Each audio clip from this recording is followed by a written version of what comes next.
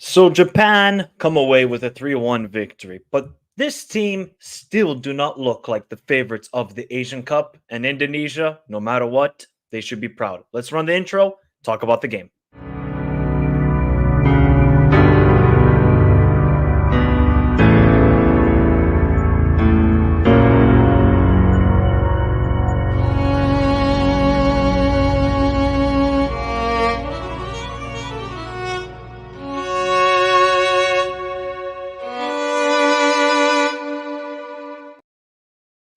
3-1 for Japan then.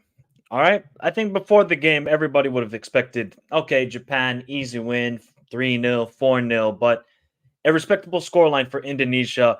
I'm going to first start off with Indonesia. No, actually, before even Indonesia, shout out to Iraq. They won the group. Of course, we knew that before the final match day. 3 wins out of 3, and Ayman Hussein now has 5 goals. He's only 4 away from matching Ali Almoez from last tournament. So shout out to Iraq and Vietnam.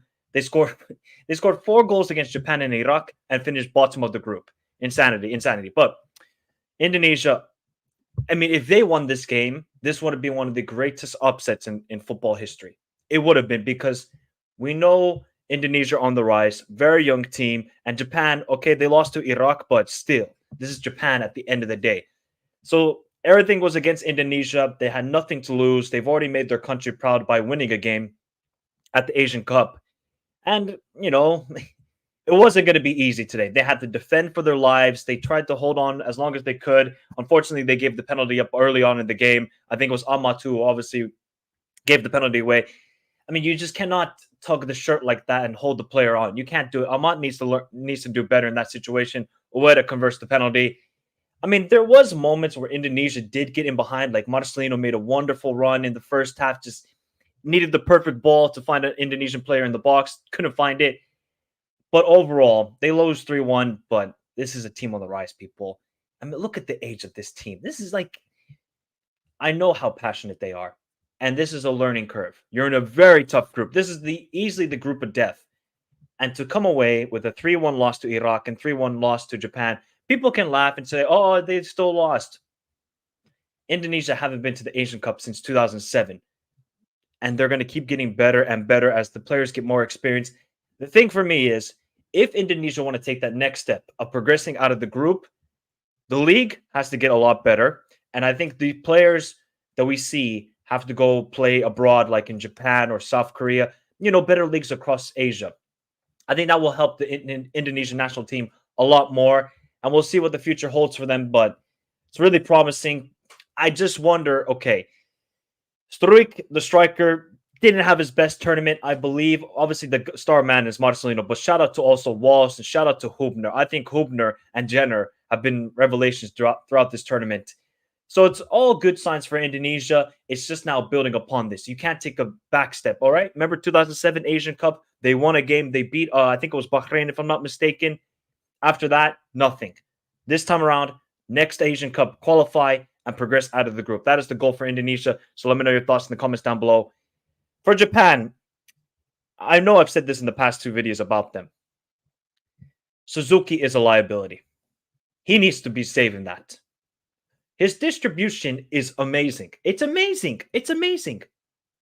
But the problem is shot stopping, shot stopping. You are a goalkeeper. You have to make these easy saves. It's near post. It's not the most hardest of shots with the amount of pace that Walsh had on it. It was pretty comfortable for Suzuki. He fumbles it. I think for at least 3 of the goals during this tournament, he's capable of conceding them. And that's not a good thing because if you look at the bench, I think the 2 other goalkeepers have a combined appearances of 2 for the national team. So if Moriyasu says, I don't think he's going to bench him, by the way. I think after that first game, if he didn't make the change, I don't think he's going to make the change. So Moriyasu is going to die on this hill. Either Suzuki is going to step up big time during the knockout stage, or he's going to sink. He's going to sink. It's going to be, I just hope he prevails through this because you can just tell the confidence in shot stopping isn't there. On the ball, okay, cool. You're a goalkeeper. That's all I want. I want my goalkeeper to prevent the goal from going in. But hey, I think for Japan, Defensively, they don't look the strongest. The attack is great, people. I mean, some of the link-up play today, I even tweeted it out. It's just stunning to watch. The 1-2s, the dummies, the layoffs, everything, the passing, the pass that Tomiyasu gave to Ritsu Doyan, where he just missed it with the chip, was wonderful to watch. But if Japan go up against South Korea in the round of 16, I do worry for their defense.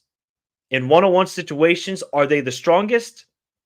I don't know. And you're going to go up against, well, we'll see if they play, of course, South Korea.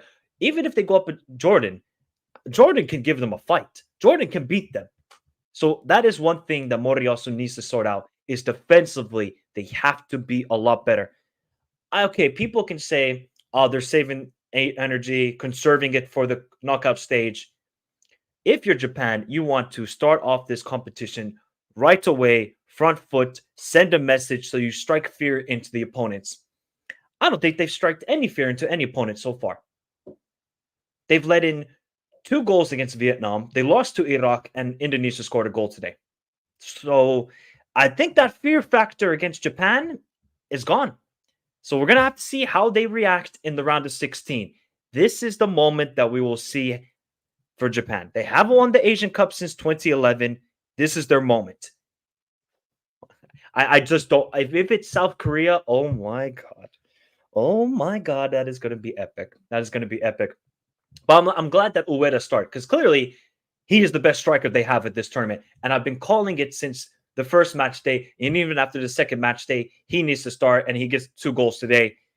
And I think this was Kubo's best game of the tournament also. Kubo was really good at Ritsu Doyan.